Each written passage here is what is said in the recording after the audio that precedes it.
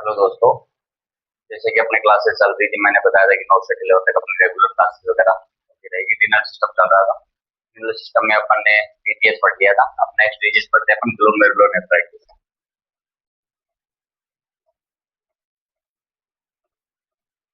Glomerulonephritis infection and inflammation of the glomerulus due to the autoimmune disease. ये होती क्या है? सबसे पहले आपको ये पता होना चाहिए कि ये ऑटो इम्यून डिजीज। आपको ये पता होना चाहिए ऑटो इम्यून डिजीज क्या होती है, कि जिसके अंदर अपना खुद का इम्यून सिस्टम अपनी हेल्दी सेल्स को डिस्ट्रॉय करने लग जाता है एंटीजन समझ के, उसको बोलते हैं ऑटो इम्यून डिजीज। ये ऑटो इम्यून डिजीज है। इसके अंदर इसके कॉमन कोज वगैरह भी होते हैं। इसके अंदर क्या होता है? Infection inflammation of the glomerulus due to the antigen antibody reactions. इसके अलावा बात करते हैं इसके कोज की। इसके कोज क्या होते हैं? अगर बात करें कोज की, तो सबसे पहले मोस्ट कॉमन कोज की बात करते हैं, तो मोस्ट कॉमन कोज इसका होता है group A beta haemolytic streptococci bacteria, also known as streptococci pyogenes.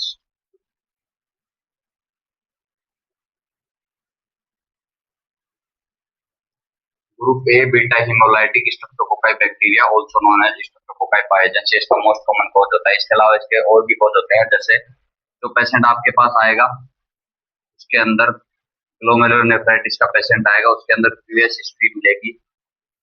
Previous history of URTI, upper respiratory tract infection, कितने दिन पहले मिलेगी? 2 to 3 वीक्स पहले। वो पेशेंट आपके पास, जब भी ग्लोमेरुलोनेफ्राइटिस का पेशेंट आएगा, वो पेशेंट आपके पास कंप्लेन करेगा कि मेरे 2 से 3 वीक पहले कफ हुआ था, कोल्ड हुआ था, शॉर्ट थ्रोट हुआ था। ये चीज आपके पास कंप्लेन करेगा। प्रीवियस हिस्ट्री होगी उसके यूआरटीआई की 2 to 3 वीक पहले। इसके अलावा हिस्ट्री होगी उसके इम्पेटिगो, वो इन्फॉर्म करेगा कि मेरे 2 से 3 वीक पहले मेरे को स्किन का इन्फेक्शन हुआ था। वो बताएगा कि मेरे स्कारलेट फीवर की हिस्ट्री होगी, या हो सकता है पायोडर्मा की हिस्ट्री होगी, क्या होता है रूमेटिक फीवर की हिस्ट्री होगी। रूमेटिक फीवर का भी सेम कॉज होता है group A beta haemolytic streptococci. इस बैक्टीरिया का नाम डायरेक्टली पूछा था नोट शेड में, डायरेक्टली नाम पूछा था group A beta haemolytic streptococci bacteria. Rheumatic fever की हिस्ट्री होगी।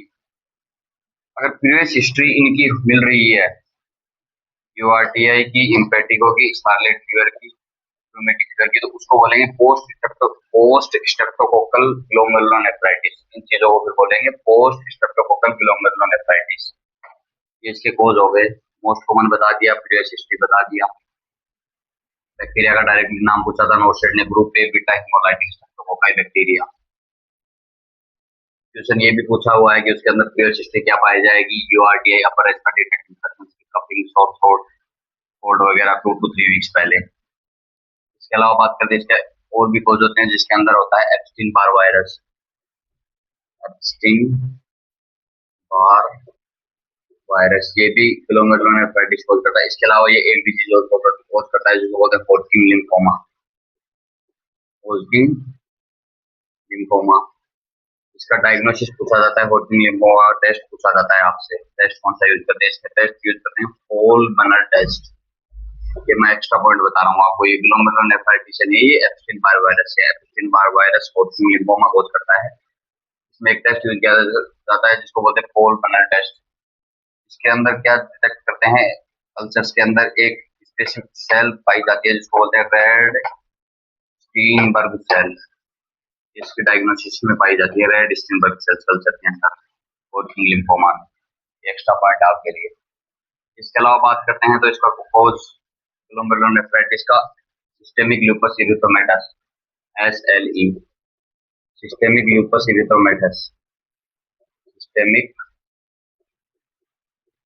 लूपस एरिथेमेटस, ये भी इसका कोज होता है। इसके अलावा ये एक चीज और कोज करता है, उसको बोलते हैं butterfly rashes. Butterfly rashes on face, face पे भी, फोरहेड पे